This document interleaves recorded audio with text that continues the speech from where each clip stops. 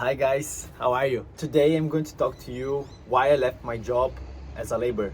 One of the first things that come to my mind when I think about working as a laborer, as a carpenter, or as a stage builder, that's one of the principal activities that I was performing in my last job, is that it can be risky.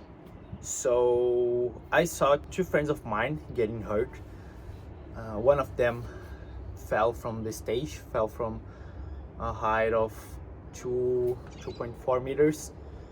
So it could be little, but thank God it was nothing serious. He came back to work on the next week.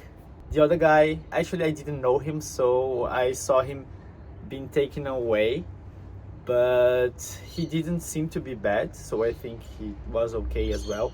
But they got lucky. They could be hurt very serious. And another friend of mine screwed his own finger. I think some of you guys saw that on my Instagram. It was just something superficial, so it didn't hit his bones or his nerves, so it was okay for him after that. But it led me to think, what if it happened to me? It could be something serious. If you get hurt here, you still have to pay one of the highest rents of the world, so it's pretty expensive to live here in Sydney and not to work at all. Besides that, I either found out or I developed carpal tunnel syndrome. So after stapling too much the insulation of houses and digging some trenches, doing landscaping, it led me to develop it. So sometimes when I work too hard for a long period of time, for example now that I'm working both at a cafe and a pizza restaurant, as I use my hand the whole time, sometimes I feel them numb. They get numb.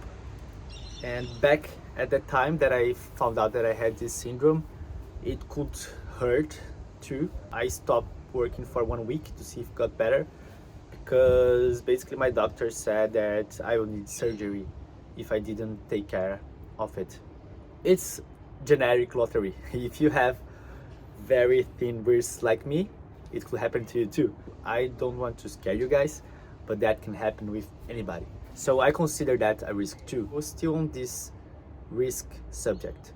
It can also be a job that's very inconsistent. If you work for a company or for a boss that doesn't have job every day or every time, it can happen that you work for 2 whole months and then you stop working and spend 1 week or 2 weeks doing nothing. So that's a risk factor too. Okay, the second main reason that I left it is because I wasn't using my English at all. If you don't get into a company that's made only with English speaking people, you find yourself talking Portuguese the whole time and you won't improve your English at all.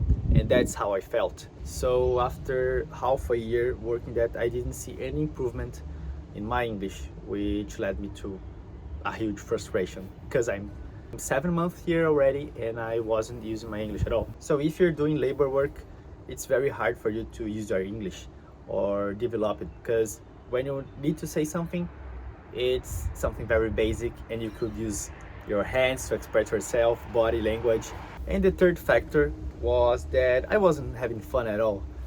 So basically I was boring myself to death every single day, and I actually felt that I was dying a little bit each day doing that, because I'm a person that needs to express myself, to talk to many people and to interact, to develop new things. I wasn't feeling that this need of me was being fulfilled. If you get a job as a laborer, you will probably be earning at least 30 Australian dollars per hour.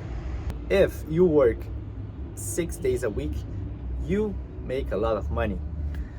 And even though I was making a lot of money, I was not happy at all. It helped me to buy many things that made my life easier, but it's very difficult to get out of it. I think I was very lucky because my previous employer didn't have more job to give me. So he just told me that, okay, Ivis, listen, for the next weeks, it's gonna be quiet. So basically, you're not working with me anymore for some time. And that was good because I could expand my horizons and try to do something else. I had already made some courses specific for hospitality industry, but I never commit to that full time. It was only some jobs during weekends, during festivals. And I think it was very good because when I was fired,